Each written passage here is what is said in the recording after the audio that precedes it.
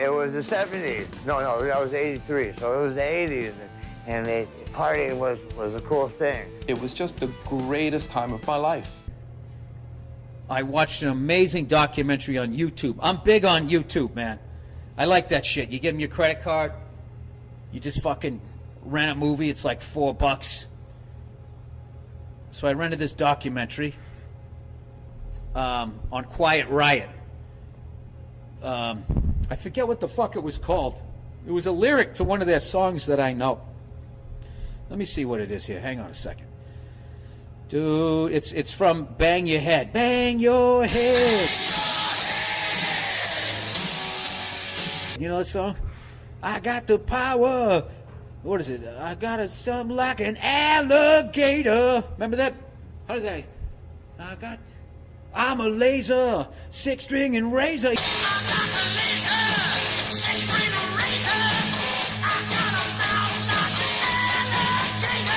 Probably sang it right on the stage. I got a mouth like an alligator. The name is called Well You're Here, There's No Way Back.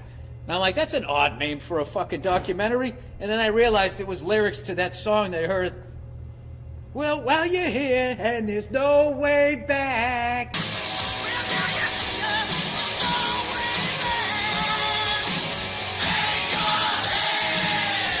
Bang your head, right? So anyway, so I watched the fucking thing. And, you know, Frankie Banali, rest his soul, was doing the thing, and you got to see, like, he's just one of those drummers, like, the second he sits down, you almost hear a thud, you know, like just heavy fucking rock drummer, fucking awesome drummer. And it's an amazing story of that band and that album, Metal Health, and how it kicked in the door basically for the whole Sunset Strip, and all of these bands were able to run through this porthole. They literally kicked down the wall that was stopping us all from getting signed.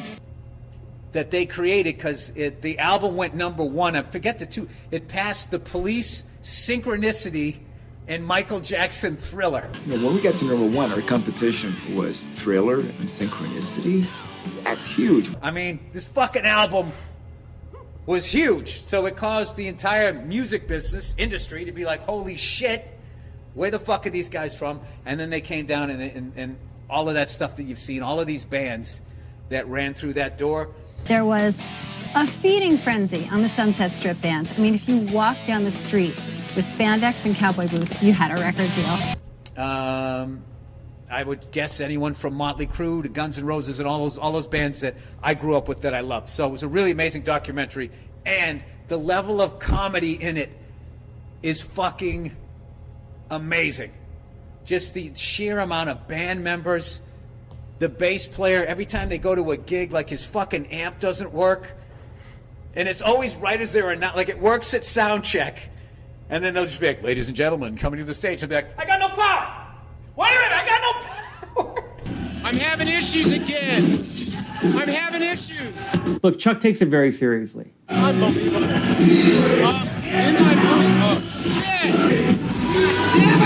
shit. So they had that shit.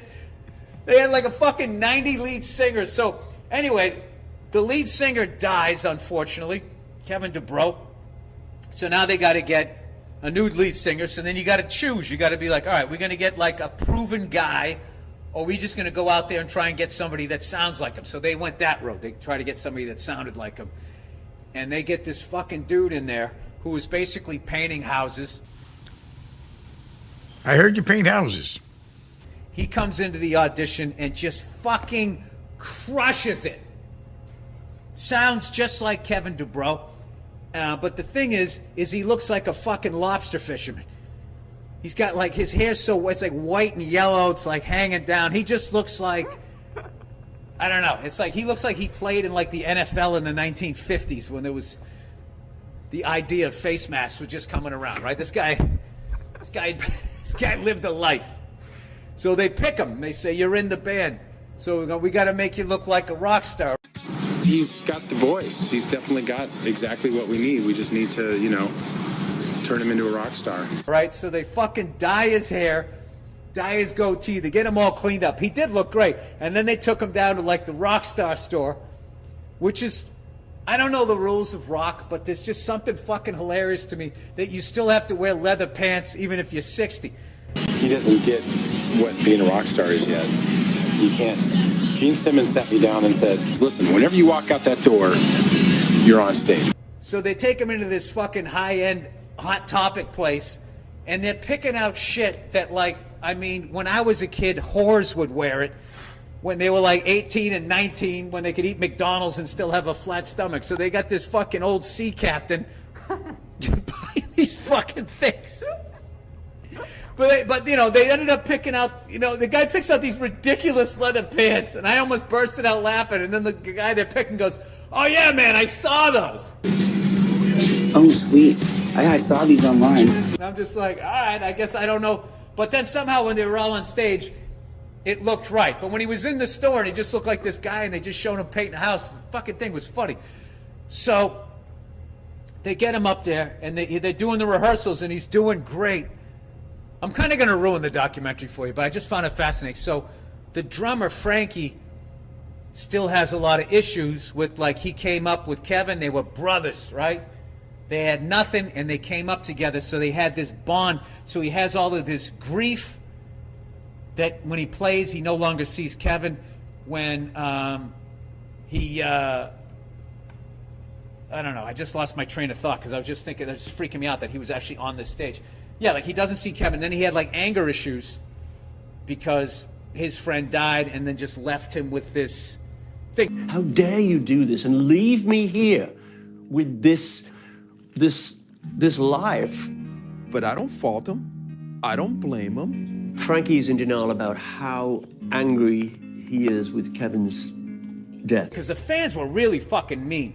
Because at first, you know, in the emotion of the guy dying, he goes, quiet riot is over. And then 3 years later, it's like the guy's got bills to pay. He's allowed to get past grief. And then when he wants to do it again, all these alleged fans of the band start shitting all over him, which I don't get. It's like, it's his band. He gets to decide if you don't want to see it. Like, just some of the shit that people wrote was just really asshole things, right? So anyway, so he's going through these emotions of, like, missing his friend and he basically has a bunch of unresolved issues. He's an old school New York guy, so he's just, you know, paved over the emotions. What's the matter with you? Be a man! So I totally related to that, and he's a fucking great dad. You know, he has a daughter. He's just, you can just see, he's awesome, right? Just the way his daughter talked about him, you could see that. So anyway, so they hire this guy, and you can immediately tell by the guy's body language, he needs to be built up. And instead of building him up, Frankie is like taking out a little bit of his anger that the dude's not there. He's just saying this shit like, you know, you're doing great in the rehearsals. You know, and we can rehearse this thing another 9, 10 fucking times. Yeah. So what do you think? Rehearsal is one thing. We could rehearse 10 more days in a row and it's not going to get any better, because where it's going to get better is in front of an audience. But you know, it doesn't mean shit till you get out there in front of those live fans. And I'm telling you, you know, you can have a good show and everything's going to go perfect, but then the next show could be only okay, or it could be one gig is going to be fucking magic and the next gig is going to be You literally see the lead singer, like, he's like pulling into himself. And I'm just sitting there thinking, like, that's not the road to go with this guy. This guy needs to be built up. And they don't do it, so they're doing their first gig. They're in a club like this, and for whatever reason, there was like a pole on stage. Not like a stripper pole, like one of those poles that you have, like, you know, somebody's unfinished basement. So he's up there, and he's killing the songs, but you can see he's kind of, you know, you're stepping into the shoes of a fucking legend who died. You're like, these people are going to start booing me. So he's like, he's killing the songs, but he's kind of like that. And at one point, they're doing like a drum solo. I mean, sorry, a guitar solo. And he just sort of kind of backed up and was leaning on the pole.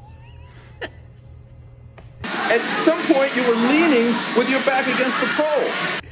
So then they cut back after the show, and Frankie's getting in on him, just being like, he's like, I mean, what the fuck, man? You got to be out there selling the shit.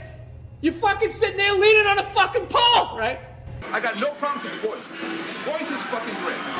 But you got to sell it. I can't recommend that documentary enough. I know I was talking about it like it was a little Spinal Tappy, but they all are. You know, same stand-up comedy ones are too, but still, just like learning, like I knew that album was big, but I didn't know that it passed The Police, and I think the biggest selling album of all time. So it's really fascinating. And then also you get to hear Frankie play. Oh, the original bass player, too, who actually played on that album, but they had a picture of Rudy Sarzo. On the back, they had the whole band, Carlos, Kevin, Frankie, and then Rudy, and then a little note on the side just said who actually played the bass on that album. And it still bugs that guy. Want me to sign that? No, thank you. I'm on it. Really?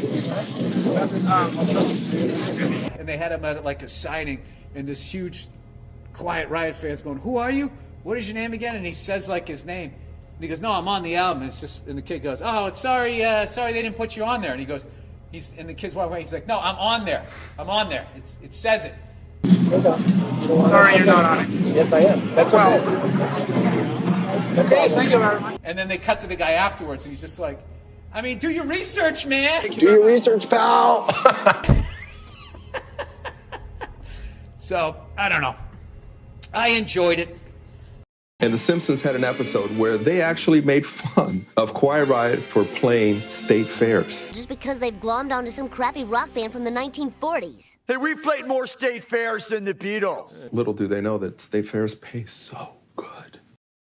Down the road, straight ahead, drive through town and take a left, and there you'll see what she left of me. And now it's just a rundown house scene. Better days when she was around. Right there you'll see what she left of me.